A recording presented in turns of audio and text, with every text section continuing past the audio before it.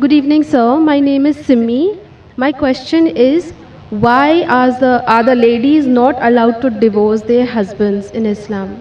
Sister asked the question that why aren't the ladies allowed to divorce their husband? As far as divorce is concerned, sister, broadly, you can categorize divorce into 5 categories.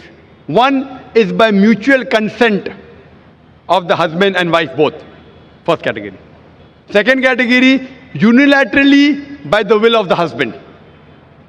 Third category, that if it is mentioned in the Nikah-nama, when a woman is marrying a man, if she mentions the contract, by default, the authority is given to the man in the Quran.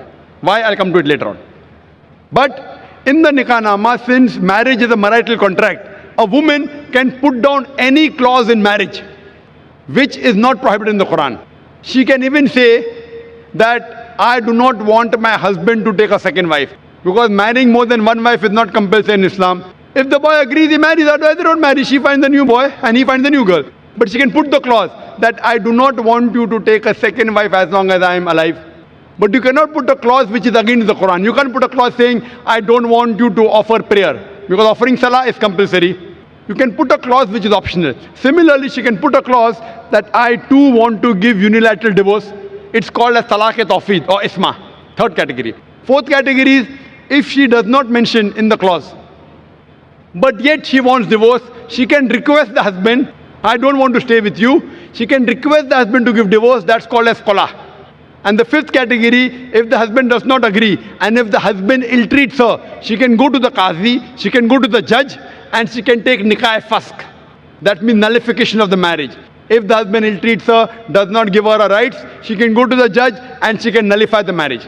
So even a woman can take divorce. But under normal circumstances, the man has been given the authority. Why? Because in marriage, the person who's the loser is the man, not the woman. The woman gains. If you heard my talk last week on last Saturday, in the talk, Women's Rights in Islam, Subjugated or Protected, I mentioned that during marriage, the woman is on the receiving side. The Quran says in Surah Nisa chapter 4, verse number 4, that give to the woman in marriage a marital gift, mahr. In marriage, it is the husband who gives to the would-be wife an amount, a mahr. And mahr can be any amount.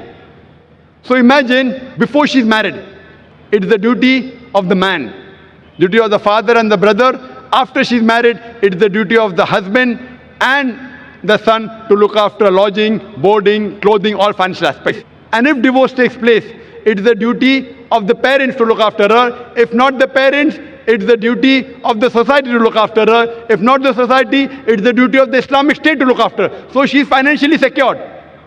If divorce takes place, the man gives the divorce, he loses the mahr. But the woman, she's on the receiving end. Now, she has a chance to get married. Once she gets married, she gets new mahr. And the man, when he has to marry another woman, he has to give new mahr.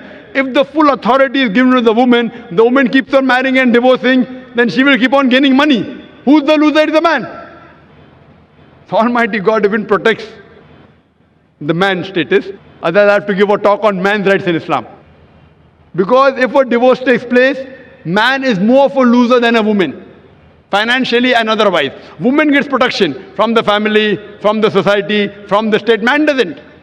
So because of that, Allah Almighty God has secured the man. But yet if the woman wants, she can mention in the marital contract, she too can give divorce. Or she can request divorce from the husband, called as khula. Or if the husband ill-treats, she can go to a judge and she can nullify the marriage, which is called as nikah-e-fasq. Hope that answers the question. Yes, thank you.